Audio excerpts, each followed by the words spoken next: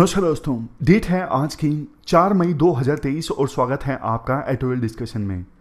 आज 3 आर्टिकल्स हम total discuss करेंगे। हिंदू में ज़्यादा अच्छे आर्टिकल्स आज हैं नहीं, ये छोटा सा आर्टिकल है इंडिया में रिलीजियस फ्रीडम से संबंधित। इसके बाद 2 और आर्टिकल्स जो हम डिस्कस करेंगे। एक डिस्कस करेंगे हम द न्यू इंडियन एक्सप्रेस का। ये वो वाला इंडियन एक्सप्रेस नहीं है। इंडियन एक्सप्रेस पहले ना 2 ब्रांचेस में डिवाइड हो गया था। एक तो इंडियन एक्सप्रेस जो आप जानते हो, एक और न्यूज़पेपर भी है जो साउथ में चलता है, द न्यू इंडियन एक्सप्रेस। उसका आर्टिकल है नाइट इकोनॉमी से संबंधित। इस पर यूपीएससी क्वेश्चन पूछ सकती है, ये डिस्कस करेंगे। और इंडियन एक्सप्रेस का एक आर्टिकल है यूएन में इंडिया के रोल से संबंधित। ये रुचिरा कंबोज के द्वारा लिखा गया है, जो अभी फिलहाल यूएन में इंडिया के परमानेंट रिप्रेजेंटेटिव हैं। और डिस्कशन हम स्टार्ट करेंगे उससे पहले 2 चीज़ें। ये तो क्वेश्चन है जो आपको अटेम्प्ट करना है। यूएन में रिसेंट में इंडिया का रोल क्या रहा है, क्या एफर्ट्स इंडिया के द्वारा लिए गए हैं यूएन को मजबूत बनाने के लिए। और एक कोट है, no great mind ever existed without a touch of madness. देखो, जो भी महान लोग हैं ना, उन्होंने किसी ना किसी प्रकार की अनकन्वेंशनल थिंकिंग शो की है, तभी वो ग्रेट कंट्रीब्यूशन दे पाए हैं। जैसे आइंस्टाइन हैं। आइंस्टाइन ने एक बार बोला था, नॉलेज ज़्यादा इंपॉर्टेंट नहीं है, इमेजिनेशन इंपॉर्टेंट है। नॉलेज तो कहीं से भी ले लोगे, लेकिन इमेजिन हर कोई नहीं कर सकता। इमेजिन आप करोगे तभी कुछ अच्छा दे पाओगे, समाज को कुछ नया इन्वेंट कर पाओगे। और भी बहुत सारे लोग, जैसे राजा राम मोहन राय मानिए, जो ट्रेडिशनल थिंकिंग थी ना, इस थिंकिंग को उन्होंने चैलेंज किया। अनकन्वेंशनल ढंग से उन्होंने सोचा कि सती प्रथा खराब है। जब भी हम अनकन्वेंशनल ढंग से सोचते हैं ना, तो वो दूसरों के लिए ना पागल वाली चीज हो जाती है कि ये पागल है, क्योंकि एस्टैब्लिश चीज को आप चैलेंज कर रहे हो। यही तो है टच ऑफ मैडनेस। तो हमेशा जो भी ग्रेट माइंड यानी महान लोग हुए हैं ना, उनको पागल बोला गया है, उनके साथ पागल जैसी चीजें अटैच की गई हैं, क्योंकि उन्होंने कन्वेंशनल चीजों को चैलेंज किया, तभी वो महान बन पाए। तो ये कोट है। अब चलिए डिस्कशन स्टार्ट करते हैं। आज की डिस्कशन का पहला इंपॉर्टेंट आर्टिकल यूएन में यानी कि यूनाइटेड नेशंस में इंडिया की एक्टिविटीज, इंडिया के रोल से रिलेटेड हैं। आप जीएस पेपर सेकंड के इस टॉपिक से आर्टिकल को रिलेट कर सकते हो। और ये आर्टिकल लिखा गया है रुचिरा कंबोज के द्वारा। 1987 बैच की इंडियन फॉरेन सर्विस की ऑफिसर हैं और अगस्त 2022 के बाद से ही ये यूएन में इंडिया की परमानेंट रिप्रेजेंटेटिव भी हैं। देखो, एक बात तो आपको बताता हूं शुरुआत में। यूनाइटेड नेशंस सिक्योरिटी काउंसिल में इंडिया का 8वां term as a non permanent member समाप्त हो गया 31 दिसंबर 2022 को। बिगनर्स को बता दूं कि यूनाइटेड नेशंस सिक्योरिटी काउंसिल में टोटल 15 मेंबर होते हैं, 5 परमानेंट होते हैं, 10 नॉन परमानेंट होते हैं। जो 10 नॉन परमानेंट मेंबर होते हैं वो 2-2 साल के लिए चुने जाते हैं रोटेशनल बेसिस पे अलग अलग कॉन्टिनेंट से। तो इंडिया 8 बार नॉन परमानेंट मेंबर रह चुका है यूनाइटेड नेशंस सिक्योरिटी काउंसिल का, और 8वीं जो टर्म थी इंडिया की वो हाल ही में समाप्त हुई है। तो राइटर ये कहती हैं कि देखो, मुझे सौभाग्य प्राप्त हुआ, फर्स्ट इंडियन डिप्लोमेट जिन्होंने यूनाइटेड नेशंस सिक्योरिटी काउंसिल को चेयर किया। तो इसके बाद राइटर ये बोलती हैं, देखो बेशक इंडिया की जो मेंबरशिप है सिक्योरिटी काउंसिल की as a non permanent member वो समाप्त हो गई है, बट यूएन की दूसरी एक्टिविटीज में इंडिया ने पार्टिसिपेट करना नहीं छोड़ा है। इंडिया जनरल असेंबली का मेंबर तो है ही, तो एज ए जनरल असेंबली का मेंबर इंडिया बहुत कुछ कर रहा है। जैसे कि देखो, एक फंड बना India UN development partnership fund. ये जो फंड है ये हेल्प करता है जो गरीब देश हैं, खास करके ग्लोबल साउथ में। जैसे ये ग्लोब है, साउथ में खास करके जो अफ्रीका के देश हैं, उन देशों की मदद करता है ये फंड, ताकि उन देशों को गरीबी से निजात दिलाया जा सके। वहां पे कम से कम जो बेसिक वस्तुएं हैं वो उपलब्ध हों जो जीने के लिए जरूरी हैं। तो ये फंड है India UN development partnership fund. ये फंड इंडिया ने इस फोकस के साथ इस्टेब्लिश किया था कि पूरा वर्ल्ड एक फैमिली है, जो हमेशा से इंडिया की सोच रही है, वासुदेव कुटुंबकम, पूरा वर्ल्ड एक फैमिली है और हमें एक दूसरे की मदद करनी चाहिए। इवन देखो जब कोविड-19 की महामारी आई ना, तो बहुत सारे देशों ने इंडिया से मदद मांगी, इंडिया को बोला कि हमें वैक्सीन चाहिए, और इंडिया ने उनकी उम्मीद को धूमिल नहीं किया। इंडिया ने उनको वैक्सीन दी, वो भी फ्री में, और किसी देश ने ऐसा नहीं किया। वेस्टर्न कंट्रीज ने थोड़ी बहुत मदद की, बट वेस्टर्न कंट्रीज की कंपनीज ने खूब पैसा कमाया। तो इंडिया की सोच हमेशा से रही है वोल वर्ल्ड इज वन, यानी पूरा वर्ल्ड एक फैमिली है। इसके अलावा देखो जब यूनाइटेड नेशंस सिक्योरिटी काउंसिल का जब इंडिया मेंबर था ना, तो उस समय काउंटर टेररिज्म पर इंडिया ने काफी फोकस किया।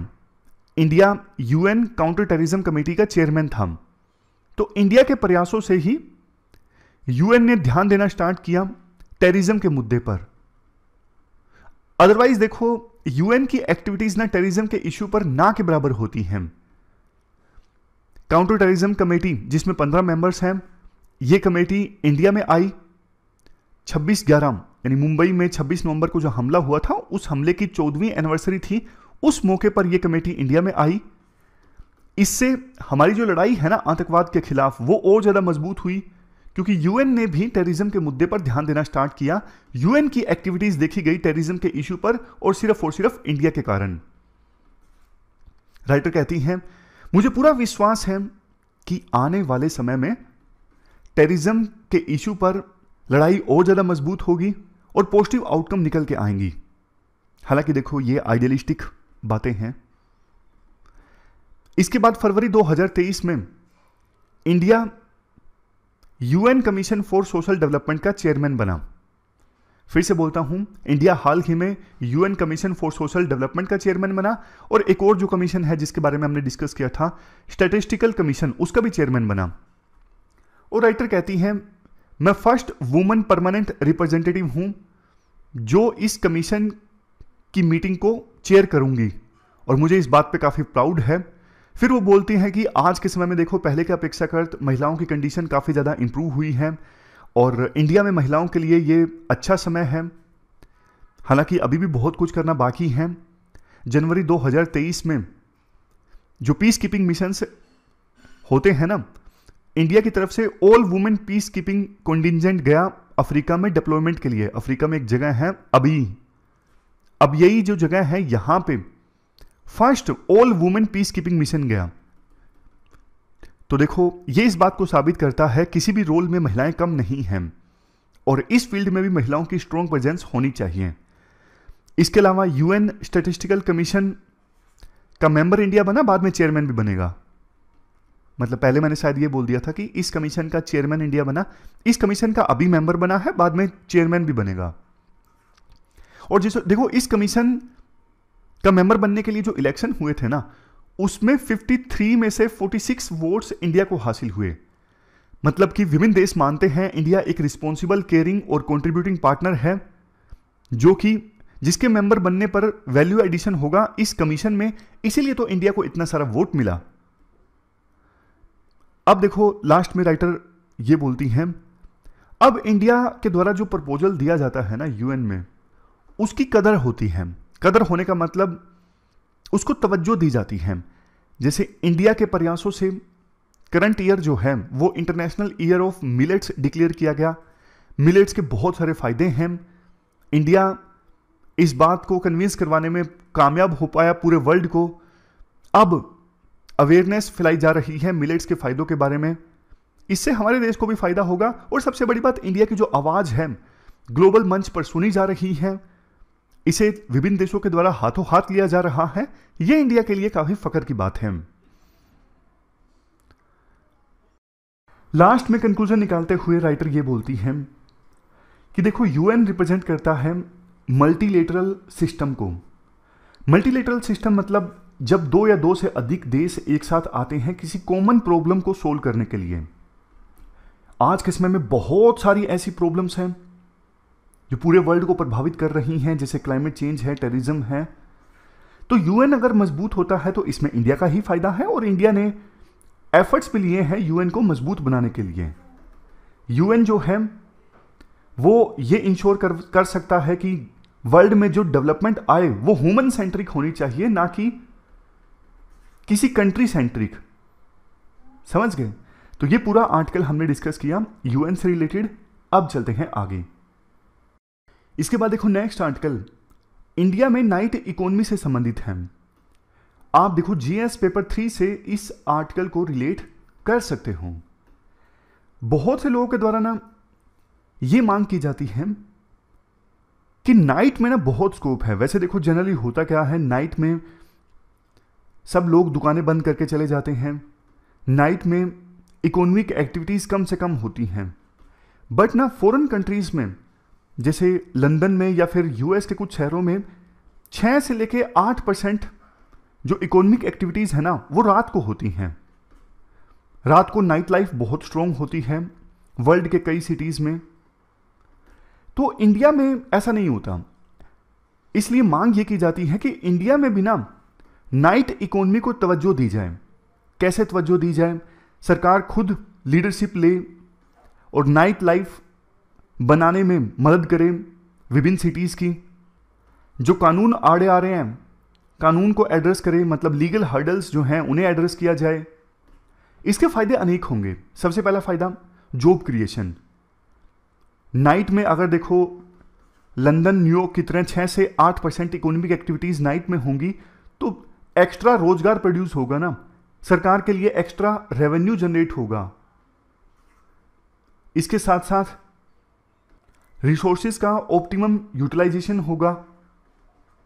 ये सारे फायदे हैं अगर नाइट इकोनॉमी हमारे देश में इमर्ज होके आती है तो। बट देखो राइटर कहते हैं इसके बहुत सारे नुकसान भी हैं। सबसे पहला नुकसान, ये इन्वायरमेंट फ्रेंडली नहीं है। नाइट में अगर बहुत सारे मॉल या फिर रेस्टोरेंट्स ये सब ओपन रहेंगे, लाइट्स जलेंगी, लाइट पोल्यूशन होगा, इससे शोर शराबा होगा तो नॉइस पोल्यूशन होगा। Next, impact on sleep. Artificial light से, शोर शराबे से जो हमारा स्लीप साइकिल है वो डिसरप्ट हो जाएगा। इससे बहुत सारी हेल्थ प्रॉब्लम्स जनरेट हो सकती हैं और ये बायोडाइवर्सिटी को भी बहुत नेगेटिवली नुकसान पहुंचाता है। जैसे देखो बहुत सारे पक्षियों की डेथ हो जाती है नाइट में शीशों से टकरा के, यानी मिरर से टकरा के, और बहुत बार वो उनका जो नेविगेशन है वो गड़बड़ा जाता है लाइट्स की वजह से रात को। और सबसे लास्ट में सिक्योरिटी चैलेंजेस। सिक्योरिटी चैलेंजेस मतलब एडिशनल सिक्योरिटी सरकार को इंश्योर करनी होगी। नाइट में हमारे कई जो शहर हैं बिल्कुल सेफ नहीं है। जैसे मुंबई रिलेटिवली सेफ है बट दिल्ली बहुत कम सेफ है, मतलब बहुत दिक्कत है दिल्ली में। तो ये कुछ आर्ग्यूमेंट्स हैं जो दिए जाते हैं नाइट इकोनॉमी के अगेंस्ट। फिर राइटर बोलते हैं कुछ लीगल हर्डल्स और मार्केट साइज की भी बात है। मार्केट साइज मतलब देखो ज़्यादा लोग नाइट में आएंगे नहीं, थोड़े बहुत आएंगे, लेकिन उनके लिए ना रिसोर्सेज एक्स्ट्रा प्लेस करने पड़ेंगे कंपनीज को।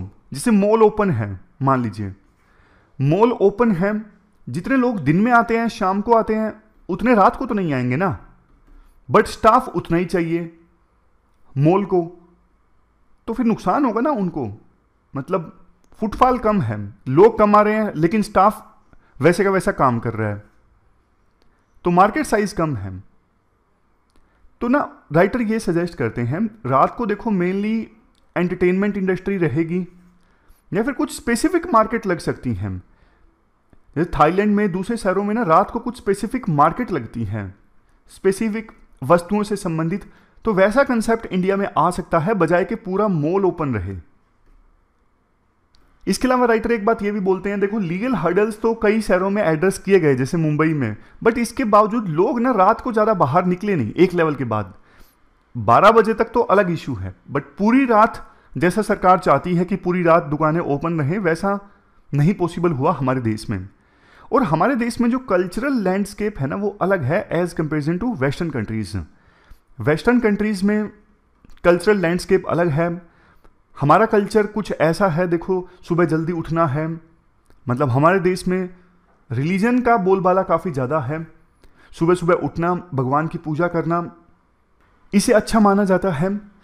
और सुबह लेट उठना, खास करके सनराइज के बाद, इसे हमारे कल्चर में अच्छा नहीं माना जाता है। हालांकि देखो आप इसे अपने से रिलेट मत कीजिएगा। कुछ स्टूडेंट्स की आदत होती है रात को देर रात तक पढ़ने की, और कुछ स्टूडेंट्स की आदत होती है सुबह जल्दी पढ़ने की। तो स्टूडेंट्स के लिए एक्सेप्शंस हैं, वैसे कल्चर की बात है। अभी हमारे देश में देखो इस प्रकार की एक्टिविटीज़ ज़्यादा देखने को मिलती हैं, पूरी रात नहीं लेकिन लेट नाइट तक। जैसे small street food market, Indore में सराफा बाज़ार है, अहमदाबाद, बेंगलुरु, मेले वगैरह, फेस्टिवल्स वगैरह हमारे देश में ऐसे हैं जो देर रात चलते हैं। कुछ क्लब्स जो हैं अर्बन एरियाज़ में एक्टिव रहते हैं लेट नाइट तक। और ट्रेडिशनल जत्राज, न्यू एज फेस्टिवल्स जैसे म्यूजिकल नाइट्स, ये हमारे देश में लेट नाइट तक एक्टिव रहते हैं। इन्हीं को ज़्यादा आगे तक एक्सप्लोर किया जा सकता है, कैसे इनको बढ़िया से यूटिलाइज किया जाए और दूसरे शहरों में भी इस प्रकार की चीज़ें प्रमोट की जाएं जिससे विभिन्न लोगों को फ़ायदा हो। अब लास्ट में फिर से एक क्वेश्चन आता है, is a night economy necessary? क्या ये ज़रूरी है? ज़्यादा बेनिफिट्स हैं नहीं, रिसोर्स ज़्यादा यूज होंगे, स्टाफ, ट्रांसपोर्टेशन, सेफ्टी मेजर्स, दूसरी कॉस्ट, मार्केट साइज इतना नहीं है, कल्चर और सेफ्टी का भी कंसर्न है। कंक्लूजन क्या है? इंडिया को ना नाइट इकोनॉमी तराशनी तो चाहिए लेकिन अपने हिसाब से, वेस्टर्न कंट्रीज़ के हिसाब से नहीं। वेस्टर्न कंट्रीज़ को हाथों हाथ फॉलो करने के बजाय हमें हमारे इंडिया का कल्चर कैसा है उस हिसाब से सॉल्यूशन निकालना चाहिए। तो ये पूरा आर्टिकल हमने डिस्कस किया नाइट इकोनॉमी से संबंधित। चलते हैं आगे। इसके बाद नेक्स्ट आर्टिकल इंडिया में रिलीजियस फ्रीडम से संबंधित है। आप जीएस पेपर सेकंड के इस टॉपिक से आर्टिकल को रिलेट कर सकते हो। क्या कंटेस्ट है? US commission on international religious freedom. ये देखो यूएस की एक बॉडी है, वहाँ की कांग्रेस की एक इंडिपेंडेंट बॉडी है। जैसे इंडिया में पार्लियामेंट्री कमेटीज होती हैं उस टाइप की है ये बॉडी। फिर से बोलता हूँ, US commission on international religious freedom. India में जैसे पार्लियामेंट्री कमेटीज होती हैं उस टाइप की ये बॉडी है। अब इस बॉडी ने ना अपनी एक रिपोर्ट रिलीज की जिसमें इन्होंने कहा इंडिया में रिलीजियस फ्रीडम काफ़ी कम है, तो इंडिया को कंट्री ऑफ पर्टिकुलर कंसर्न की कैटेगरी में डाल दिया जाए।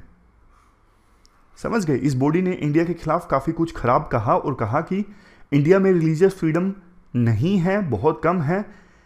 बहुत सारे स्टेप्स सरकार ने ऐसे लिए हैं जिससे माइनॉरिटीज़ की धर्म की जो आज़ादी है वो खतरे में आ गई है, इसलिए इंडिया को कंट्री ऑफ पर्टिकुलर कंसर्न की कैटेगरी में डाल दिया जाए। इस बॉडी ने, यूएस की बॉडी है, इसने एग्जाम्पल्स भी दिए हैं। जैसे इंडिया में सिटीजनशिप अमेंडमेंट एक्ट आया, एनआरसी यानी नेशनल रजिस्टर ऑफ सिटीजन्स, इसके अलावा कन्वर्जन से संबंधित लाभ, इंटरफेथ रिलेशनशिप से संबंधित लाभ, हिजाब पहनने का इशू, काउ स्लॉटर का कानून, ऐसे अनेकों कानून हैं या फिर रूल्स हैं जिनकी वजह से माइनॉरिटीज़ जैसे कि मुस्लिम्स, क्रिश्चियन, सिख्स, दलित, आदिवासी, इन पर नेगेटिव इम्पैक्ट पड़ा है। इसके अलावा इस कमेटी ने यह भी कहा, यूएस की कमेटी ने, कि माइनॉरिटीज़ को बुरा भला कहा जाता है इंडिया में, और जो क्रिटिकल वॉइस होती हैं, मतलब जो माइनॉरिटीज़ की आवाज़ उठाती हैं, उन्हें दबा दिया जाता है। उनकी जो प्रॉपर्टी है वो डिमोलिश कर दी जाती है, उनकी सर्विलेंस होती है, उनका डिटेंशन किया जाता है।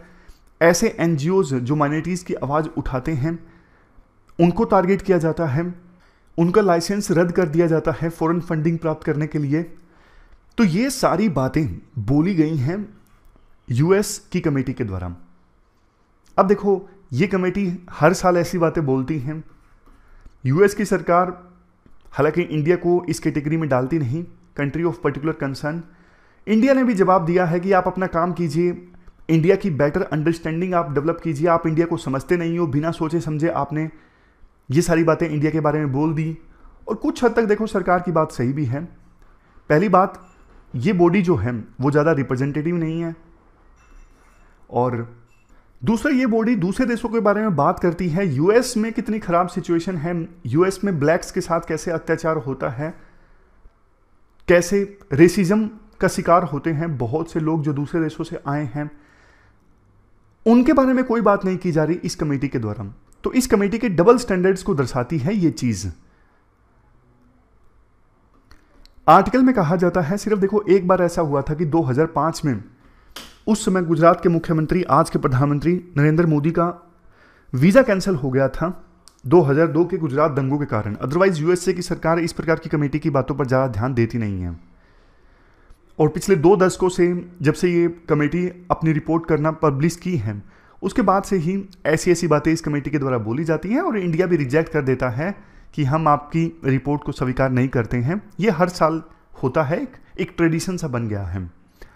बट राइटर लास्ट में ना एक हिदायत दे देते हैं कि देखो, वैसे तो इंडिया को डिफेंसिव होने की जरूरत नहीं है। इस प्रकार की कमेटी की रिपोर्ट इंडिया की रेपुटेशन को खराब नहीं कर सकती। इंडिया की रेपुटेशन लंबे समय से बनी है, तो ऐसा नहीं है कि ऐसी कमेटी की एक आधी रिपोर्ट जो है वो इंडिया की रेपुटेशन को खराब कर देगी। बट इंटरनली सरकार को कोई भी फीडबैक मिलता है तो सरकार को वो फीडबैक लेना चाहिए और ऑडिटिंग करवानी चाहिए, कितनी सच्चाई है इन आरोपों में, रिलीजियस फ्रीडम कैसी है, वास्तव में किसी के साथ भी कुछ गलत हुआ है, यहाँ पे केस माइनॉरिटीज़ का है तो माइनॉरिटीज़ की फ्रीडम की ऑडिटिंग होनी चाहिए। ये सरकार का दायित्व भी है, कर्तव्य भी है, तो ये सरकार को जरूर करवाना चाहिए। तो ये पूरा आर्टिकल हमने डिस्कस किया इंडिया में रिलीजियस फ्रीडम से संबंधित। ये थी हमारी आज की डिस्कशन। आज हमने 3 इश्यूज को डिटेल से डिस्कस किया। सबसे पहले हमने डिस्कस किया यूएन में इंडिया के रोल से संबंधित आर्टिकल, उसके बाद हमने डिस्कस किया नाइट इकोनॉमी से संबंधित आर्टिकल, और सबसे लास्ट में रिलीजियस फ्रीडम से संबंधित आर्टिकल हमने डिस्कस किया। तो इस डिस्कशन में फिलहाल इतना ही। Thank you very much for discussion.